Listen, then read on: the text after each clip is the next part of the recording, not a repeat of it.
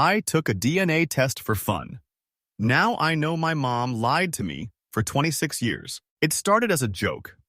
My girlfriend got me one of those DNA kits for Christmas. The kind that promises to tell you you're 3% Viking and 2% Neanderthal. I wasn't even that interested, honestly. I just spat in the tube, mailed it off, and forgot about it. Then the email came. You have a DNA match, potential half-sibling. At first I figured it was a fluke, maybe some long-lost cousin or weird database glitch. I clicked through, and that's when I saw the name Jason McSee. My brain short-circuited. That name belonged to my mom's old high school boyfriend. The same guy she used to laugh about awkwardly anytime his name came up. God, Jason was such a mess. She'd say, "Glad I dodged that bullet," except apparently, she didn't. I went into full detective mode, dug through public records, Facebook, everything. The math lined up too well. Jason was from the same town, same high school, same graduation year. His son, my half-brother, must even looked like me. Like uncannily. So I sat on the info for 2 weeks. I couldn't eat, couldn't sleep, just stared at my phone like it held the key to some parallel universe. Finally, I asked my mom about it, just casually dropped it over coffee.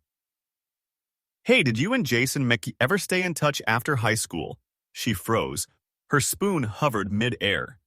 Then she gave me a tight smile and said, "Why would you ask that?" I told her about the DNA test, about the half-brother match. I left out the part where I'd already stalked the entire mix, family tree, and made a spreadsheet. I was trying to be calm. She stared at me for a long time. Then she exhaled like she'd just been holding a secret for decades, which, as it turns out, she had. "Your father is Jason," she said, "not Daniel. Daniel, for the record, is the man who raised me. The man I've called Dad my entire life. The guy who taught me how to ride a bike, grounded me for sneaking out, cried at my graduation. That man. He has no idea. They were already married when it happened. She said it was a one-time mistake with Jason when she was going through a rough patch. She got pregnant, never told either of them, and just prayed I'd look enough like Daniel that nobody would question it. And it worked. For 26 years, I asked her why she never told me or him. She shrugged. What would have been the point? We were happy, you were happy. Why ruin it? And honestly, I didn't have an answer because she's not completely wrong. My childhood was stable. Daniel never gave me a reason to doubt he was my father.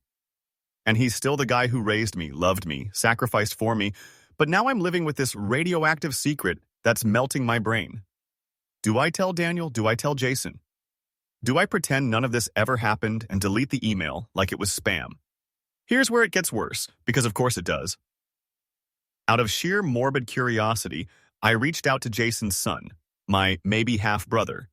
Just a casual, "Hey, looks like we might be related" type message, he replied in 10 minutes. Turns out he also did the DNA kit as a joke, and he doesn't know I exist either. He was just as blindsided. I didn't tell him everything, just that our parents may have had a thing back in the day. He said that actually explains a lot, but wouldn't elaborate. I'm too scared to ask. So now I'm in this bizarre triangle of lies and saliva-based revelations. My mom's pretending like everything's fine. Jason's somewhere out there, blissfully ignorant.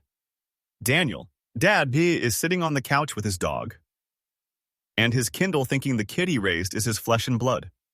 And me, I'm sitting in my apartment Googling, how to tell your dad he's not your dad without destroying his life. I haven't told my girlfriend yet.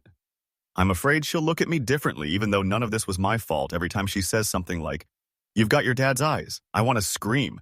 I've read so many of these Reddit posts where someone finds out a family secret and they say stuff like, "I just want to know who I really am." But honestly, I don't. I liked who I was before this. Now I just feel like a DNA test in human form. Like my entire existence is a clerical error in someone else's marriage.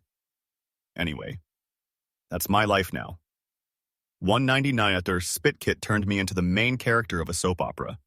Hope your family reunions are less complicated than mine.